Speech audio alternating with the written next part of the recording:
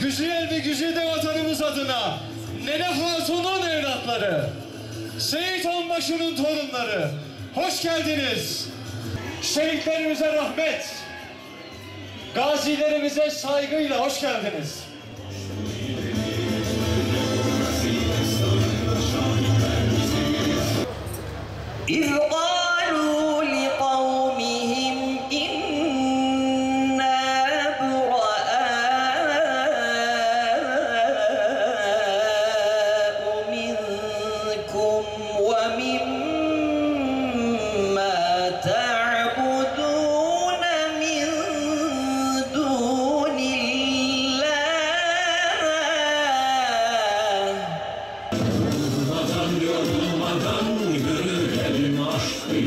Müjde dolu yolda kutsal elçiler, davamız birliktir, dava hakka eriştir, yeniden yükseliştir, haydi ellere. Allahu Ekber, Allahu Ekber, Allahu Ekber, Allahu Ekber. Eşhedü en la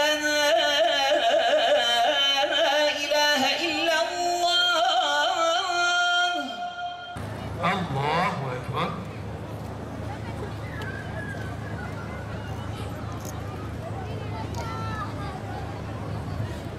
Elhamdülillahi Rabbil alemin.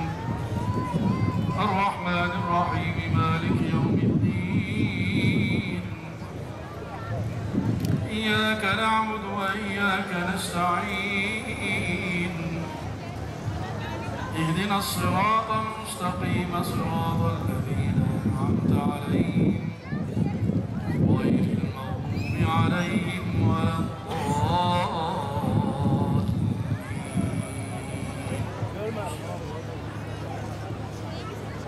سمع الله لمن حمده. الله أكبر.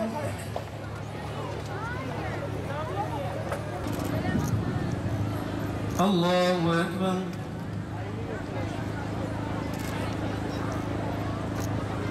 سمع الله لمن حمده. الله أكبر.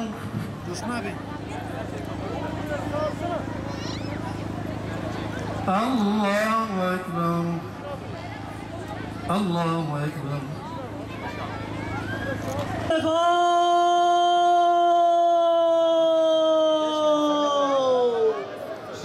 Mehter başı, hey hey!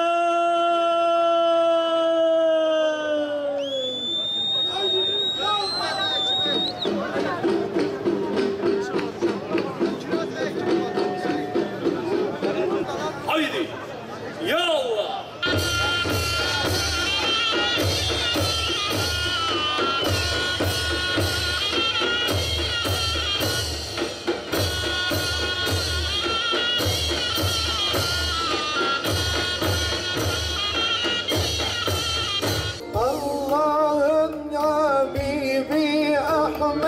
Canlar sana kurban olsun, daim zikrimiz Muhammed.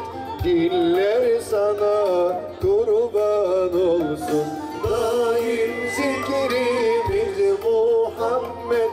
Diller sana kurban olsun, kurban, kurban. Her şey sana kurban olsun. Biraz öfkelenip kafayı taksa, esir mi olurdu Mescid-i Aksa? Biraz öfkelenip kafayı taksa, esir mi olurdu Mescid-i Aksa? İslam dünyasının halifesi olmak gücü gösterdiler. Psikolojik savaşlar, hainlikler, ekonomik savaşlar. Durmadan yorulmadan yürüyelim aşk ile, müjde dolu yolda kutsal elçiler. 15 Temmuz Demokrasi, Milli Birlik Günümüz, gecemiz kutlu olsun diyorum.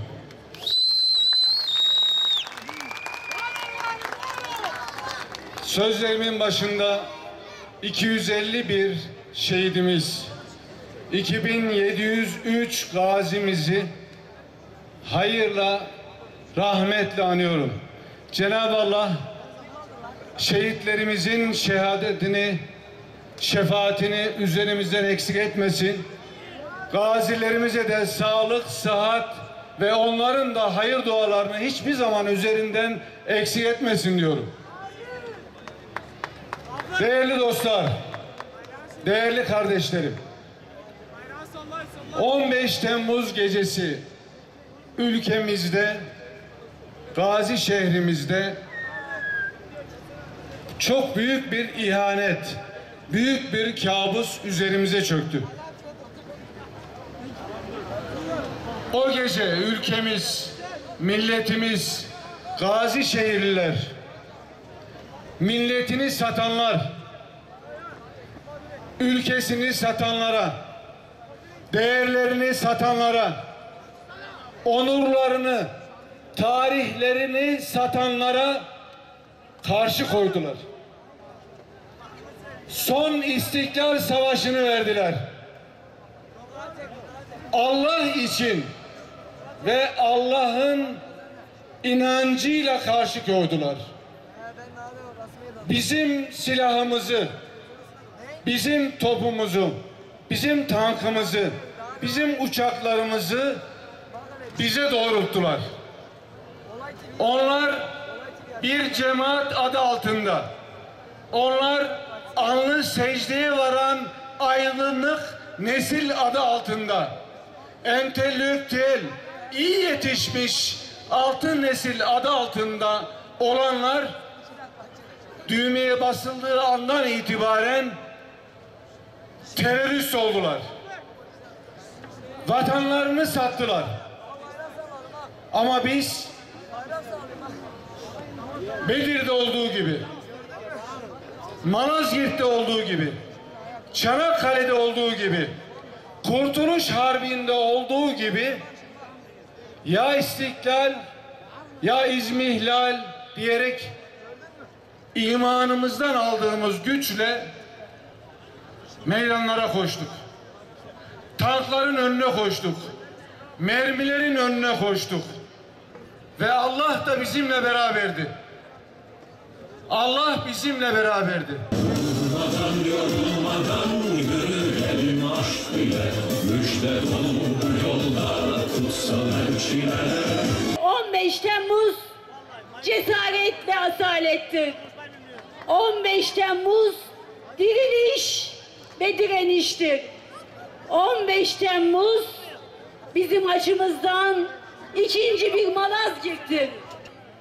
İkinci bir İstanbul'un fethidir. İkinci bir Çanakkale'dir.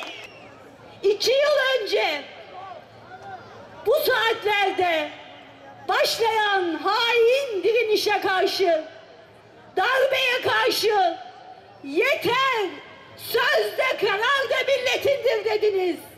Her 10 yılda bir darbe, her 10 yılda bir darbe bu milletin kaderi değil dediniz.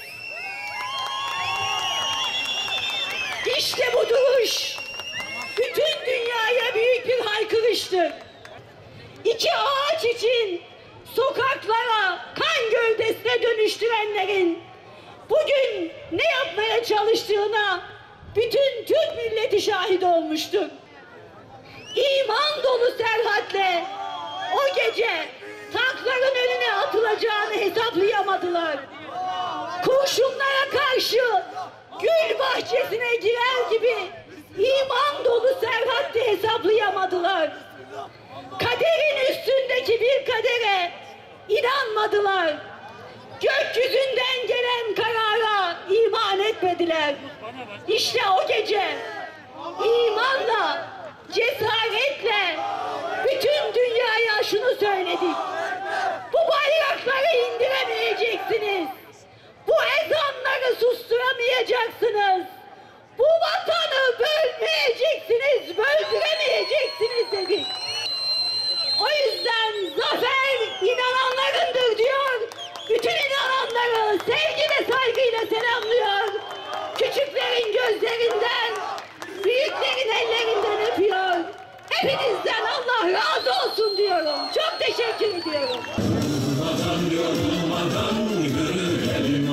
ile müjde dolu bu yolda kutsal elçiler. Kardeşlerim, bizler ebabil kuşlarını göklerde bilirdik. Öyle okuruz. Meğer ebabiller sadece göklerde değilmiş. 15 Temmuz'da gördük ki milyonlarcası yerde ve ülkemizin her yerinde kutsallarını, ezan, bayrak, vatan emanetini korumak için, asrın ihanetine diz çöktürmek için canları pahasına meydanlara inmişler. Ebreheleri biz yerde bilirdik. Meğer gökte de varmış. Hem de bu milletin alın terleriyle alıp canımızı, malımızı, ırzımızı ve ülkemizi her türlü saldırıya karşı korusunlar diye aldığı uçaklarda ve helikopterlerde de asrın ebrehelerinin olduğunu bu millet gördü. Asrın ihanetine kalkıştı ebreheler. Ama unuttukları bir şey vardı. O da Allah bu milletin, ebabillerin kalbinden korkuyu o gece söküp atmıştı. Hamdolsun kalplerimizden korkuyu söküp atan Allah Azze ve Celle'ye.